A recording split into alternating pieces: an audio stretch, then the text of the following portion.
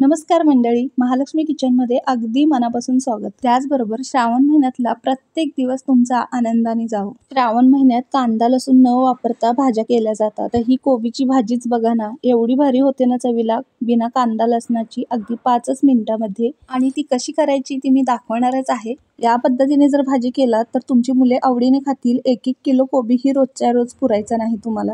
आणि माझ्या मुलीची फेवरेट आहे ही कोबी. तर इथे पातळ असे लांब साईज मध्ये मी कोबी कापून घेतलेला आहे बघा. श्रावणात सात्विक आहार केला जातो तर कांदा लसूण अजिबात खात नाहीत, तर काही ठिकाणी खातात. पण ही भाजी ना मी अशीच करते बिना कांदा लसणाची, आणि ती कशी करायची ते तुम्हाला मी दाखवणारच आहे. मस्त पातळ आणि लांब असा कोबी चिरून घेतलेला आहे. आणि ही भाजी झटपट होते बरं का, अगदी 5 मिनिटात एका वाफेत. ही चवीला तर एवढी भारी लागते ना, अगदी लहानापासून मोठ्यांपर्यंत आवडीने खातील. जर कोबी कोणी खात नसाल तर या पद्धतीने एकदा करून बघाच. ती आपल्याला काहीही घालायची गरज नाही, फक्त या टोमॅटो आणि मिरचीमध्ये आपल्याला करायचं आहे.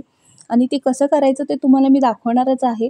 कांदा लसूण न वापरता ही भाजी आपल्याला वाफेवर करायची आहे, त्यामुळे इथे 3 पळी मी तेल घातलेलं आहे. तुम्ही तेल कमी जास्त करू शकता. तेल तापल्यानंतर इथं जिरं घातलं. जिरं छान फुलवून घेतलेलं आहे. जिरं मात्र भरपूर घाला. बघा, जिरं घातल्यावर छान असं फुललं आहे तेलामध्ये. आता त्यामध्ये आपल्याला मिरची घालायची आहे.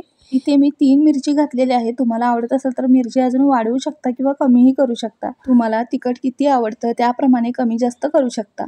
इथे मी 1 टोमॅटो बारीक चिरून टाकलेला आहे. या भाजीला टोमॅटोने खूप छान फ्लेवर येतो. मस्त कॉम्बिनेशन आहे टोमॅटो आणि कोबीचं. एकदा करून बघा या पद्धतीने. आवडत असल्यास अजूनही टोमॅटो वाढवू शकता यामध्ये तुम्ही. टोमॅटो 1 मिनिटभर छान असा परतून घेतला. त्यानंतर यामध्ये अर्धा चमचा हळद आणि 1 चमचा म्हणजे चवीनुसार मीठ घातलेलं आहे. मीठ घातल्यामुळे टोमॅटो मस्त असा विरघळला जातो. 1 मिनिटभर परतून घेतल्यानंतर यामध्ये सगळा कोबी आपल्याला टाकायचा आहे. कोबीची भाजी बऱ्याच प्रकारे केली जाते, पण या पद्धतीने एकदा करून बघा.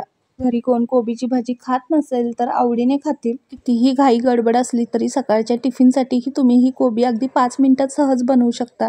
जर तुमची मुलं कोबीची भाजी खात नसतील किंवा इतर कोणत्याही भाजी खात नसतील तर टिफिनसाठी देताना काय करायचं ते तुम्हाला मी पुढे सांगेनच. त्याआधी आपल्याला इथे कोबी छान असा परतून घ्यायचा आहे. कोबीमध्ये पाण्याचा एकही थेंब न घालता वाफेवर आपल्याला कोबी परतवून घ्यायची आहे. आणि कसं आहे, कोबी जास्त शिजू नाही द्यायचा, अर्धा कच्चाच ठेवायचा. भाजी खूप छान लागते. झाकण न ठेवता मंद आचेवर मी अशीच भाजी परतवून घेते. पण जर तुम्हाला कोबी जरा मऊ पाहिजे असेल, म्हणजे जरा शिजलेली हवी असेल, तर तुम्ही याच्यावर झाकण ठेवून 1 मिनिटभर भाजी शिजवून घेऊ शकता. जास्त नाही, फक्त एकच वाफ द्यायची आहे. कसं आहे, कोबीची भाजी कोणत्याही पद्धतीने करा, पण ती अर्धी कच्चीच खूप छान लागते चवीला. या पद्धतीने एकदा तुम्ही नक्कीच करून बघा. श्रावण महिन्यात कसं कांदा आणि लसूण खात नाहीत, त्यांच्यासाठी ही खास भाजी आहे. कारण आपण यामध्ये कांदा लसूण वगैरे काहीच वापरला नाही आणि अगदी 5 मिनिटात झटपट होते भाजी. मंद आचेवर झाकण ठेवून भाजीला 1 वाफ दिलेली आहे. भाजी छान झाली आहे बघा. आता काय करायचं, तुम्हाला जर आवडत असलं तर ओल्या खोबऱ्याचा किस तुम्ही याच्यावर घालू शकता. त्याचबरोबर भरपूर अशी बारीक चिरलेली कोथिंबीर घालायची. भाजी खूप छान लागते. एकदा नक्की करून पहा. तुम्ही एकदा करा आणि मग नंतर मला कमेंट करून सांगा भाजी कशी झाली ती.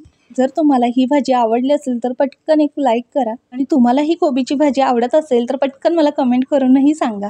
तुमची मुलं जर टिफिन खात नसतील किंवा भाज्या खात नसतील तर काय करायचं माहिती काय, गरमागरम चपातीला टोमॅटो सॉस लावायचा. अगदी कोणतीही भाजी असू देत किंवा ही कोबीची भाजी, त्याच्यावर व्यवस्थित पसरवून चपातीचा रोल करून त्यांच्या हातात द्यायचं. त्यांना सांगायचंच नाही त्यामध्ये कोणती भाजी आहे ती. खास करून त्यांचं लक्ष नसतं तेव्हा हे द्यायचं, जेव्हा त्यांना भरपूर भूक लागली असते. आणि मुलांना कसं टीव्ही वगैरे बघत खायची सवय असते. चपातीचा रोल करून तुझ्या आवडीचीच भाजी आहे घे म्हणायचं. आणि सॉस असलं आणि भरपूर भूक लागली असेल तर बरोबर पोटात जातं आणि सवयही लागते. मग एकदा सवय लागली ना, मग टिफिन मधल्या भाज्या सगळ्या फिनिश. याच पद्धतीने वेगवेगळ्या भाज्या घालून त्यांना देऊ शकता तुम्ही. एकदा ट्राय करून बघा. माझ्या मुलीलाही अशाच पद्धतीने मी सगळ्या भाज्या खायला शिकवल्या आणि आता ती आवर्जून सगळ्या भाज्या खाते. आणि सगळं कसं आपल्यावर असतं, आपण सवय लावू तसं. तर बघा, एकदा या पद्धतीने ट्राय करून. तर अशा पद्धतीने मस्त अशी कोबीची भाजी आपली तयार आहे. मस्त असं वाफळलेला भात आणि ही कोबीची भाजी 1 नंबर लागते, किंवा चपाती भाकरी सोबतही खूप छान लागते. तुम्हीही या पद्धतीने एकदा नक्की ट्राय करा. चॅनलवर नवीन असाल तर नक्की सबस्क्राईब करा. चला तर मग आत्तासाठी बाय, धन्यवाद.